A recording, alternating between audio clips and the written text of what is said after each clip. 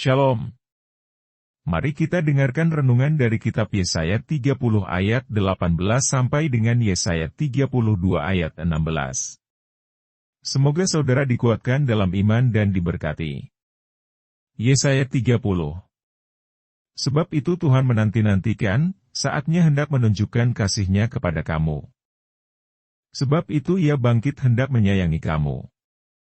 Sebab Tuhan adalah Allah yang adil, berbahagialah semua orang yang menanti-nantikan Dia.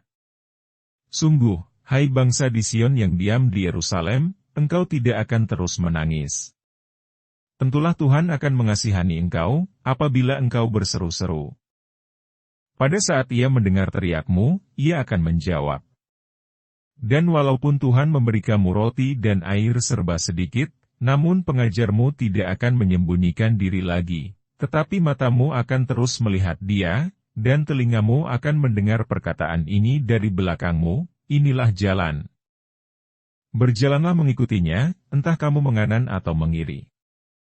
Engkau akan menganggap najis patung-patungmu yang disalut dengan perak atau yang dilapis dengan emas. Engkau akan membuangnya seperti kain cemar sambil berkata kepadanya, keluar. Lalu Tuhan akan memberi hujan bagi benih yang baru kamu taburkan di ladangmu, dan dari hasil tanah itu kamu akan makan roti yang lezat dan berlimpah-limpah. Pada waktu itu ternakmu akan makan rumput di padang rumput yang luas. Sapi-sapi dan keledai-keledai yang mengerjakan tanah akan memakan makanan campuran yang sedap, yang sudah ditampi dan diayak. Dari setiap gunung yang tinggi dan dari setiap bukit yang menjulang akan memancar sungai-sungai pada hari pembunuhan yang besar, apabila menara-menara runtuh. Maka terang bulan purnama akan seperti terang matahari terik dan terang matahari terik akan 7 kali ganda, yaitu seperti terangnya 7 hari, pada waktu Tuhan membalut luka umat-Nya dan menyembuhkan bekas pukulan. Tuhan datang menyatakan diri-Nya dari tempat-Nya yang jauh.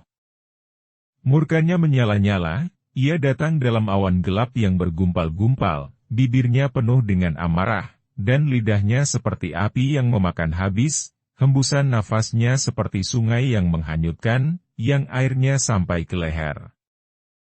Ia datang untuk mengayak bangsa-bangsa dengan ayak kebinasaan dan untuk memasang suatu kekang yang menyesatkan di mulut suku-suku bangsa. Kamu akan menyanyikan suatu nyanyian seperti pada waktu malam ketika orang menguduskan diri untuk perayaan. Dan kamu akan bersuka hati seperti pada waktu orang berjalan diiringi suling hendak naik ke gunung Tuhan, ke gunung batu Israel.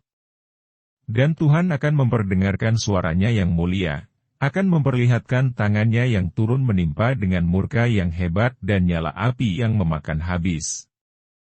Dengan hujan lebat, angin ribut dan hujan batu. Sebab Asyur akan terkejut oleh suara Tuhan, pada waktu Ia memukul mereka dengan gada. Sebab setiap pukulan dengan tongkat penghajar yang ditimpakan Tuhan ke atasnya, akan diiringi rebana dan kecapi.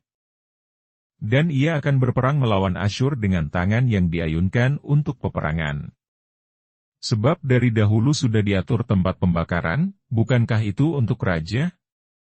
Dasarnya dibuat dalam dan lapang, pancakannya penuh api dan kayu, nafas Tuhan menghanguskannya seperti sungai belerang. Yesaya 31.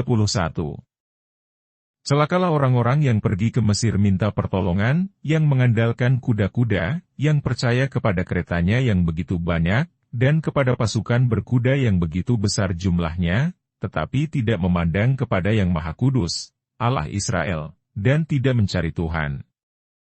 Akan tetapi Dia yang bijaksana akan mendatangkan malapetaka, dan tidak menarik firman-Nya, Ia akan bangkit melawan kaum penjahat, dan melawan bala bantuan orang-orang lalim.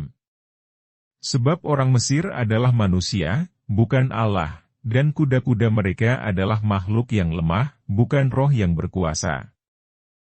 Apabila Tuhan mengacungkan tangannya, tergelincirlah yang membantu dan jatuhlah yang dibantu, dan mereka sekaliannya habis binasa bersama-sama. Sebab beginilah firman Tuhan kepadaku. Seperti seekor singa atau singa muda menggeram untuk mempertahankan mangsanya. Dan tidak terkejut mendengar teriakan seluruh pasukan gembala.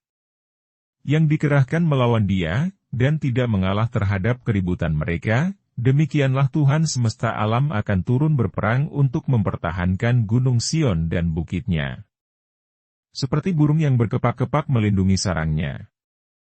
Demikianlah Tuhan semesta alam akan melindungi Yerusalem, ya, melindungi dan menyelamatkannya, memeliharanya dan menjauhkan celaka.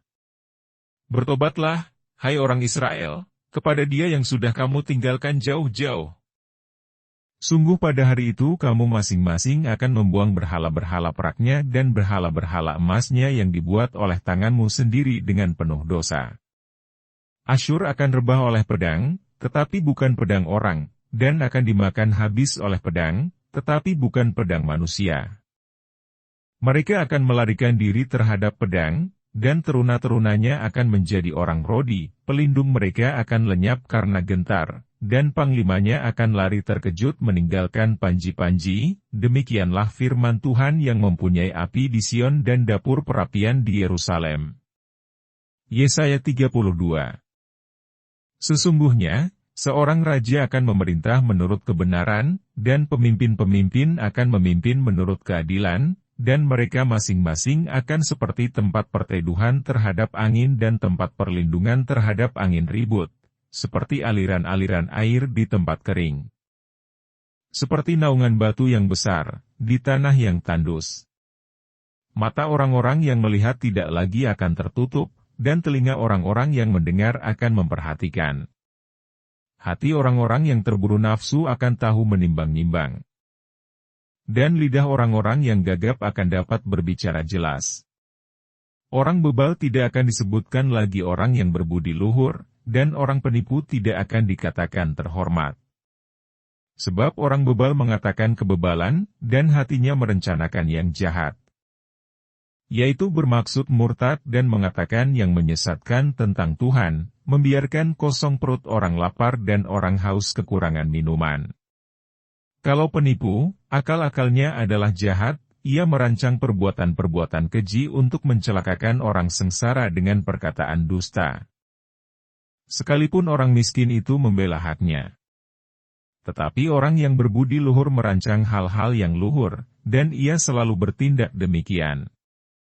Hai perempuan-perempuan yang hidup aman, bangunlah, dengarkanlah suaraku, hai anak-anak perempuan yang hidup tentram, perhatikanlah perkataanku. Dalam waktu setahun lebih kamu akan gemetar, hai orang-orang yang hidup tentram, sebab panen buah anggur sudah habis binasa, dan panen buah-buah lain juga tidak ada. Gentarlah, hai perempuan-perempuan yang hidup aman, gemetarlah, hai perempuan-perempuan yang hidup tenteram.